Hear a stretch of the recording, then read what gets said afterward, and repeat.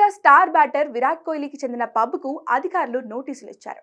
బెంగళూరులోని ఎంజీ రోడ్లో గల కోహ్లీకి చెందిన 18 కమ్యూన్ పబ్ నిర్వాహకులు ఫైర్ సేఫ్టీ ఉల్లంఘనకు పాల్పడినట్లు బెంగళూరు బృహత్ మహానగర పాలిక ఆఫీసర్లు గుర్తించడంతో నోటీసులు జారీ చేశారు.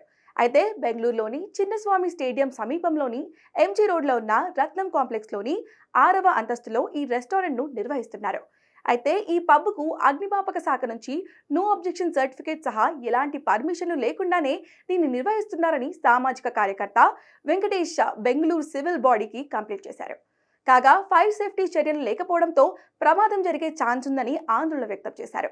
దీనిపై ఎంక్వైరీ చేసిన బీబీఎంసీ అధికారులు ఆ ఫిర్యాదు నిజమేనని తెలిపారు. ఈ మేరకు నవంబర్ 29వ తేదీన విరాట్ కోహ్లీకి చెందిన ఆ పబ్కు నోటీసులు అందజేశారు. కాగా 18 కమ్యూన్ పబ్ యాజమాన్యం బీబీఎంసీ నోటీసులకు స్పందించకపోగా దిద్దుబాటు చర్యలు చేపట్టడంలో ఫెయిల్ అయ్యారు. దీంతో అధికారులు కోహ్లీ పబ్ పై మరోసారి కఠిన చర్యలు తీసుకునేందుకు రెడీ అయ్యారు. ఈ మేరకు తాజాగా నోటీసులు అందజేశారు. వారం రోజుల్లోగా ఫైర్ సేఫ్టీకి సంబంధించిన ఎన్ఓసీని సమర్పించలేకపోతే 7 రోజుల్లో చట్టపరమైన చర్యలు తీసుకుంటామని వార్నింగ్ ఇచ్చింది. అయితే ఈ ఏడాది జులైలో విరాట్ కోహ్లీ 18 కమ్యూన్ పబ్ పై కేసు నమోదైంది. పబ్ నిర్ణీత సమయానికి మించి నడుపుతున్నారని గుర్తించిన పోలీసులు కేసు ఫైల్ చేశారు.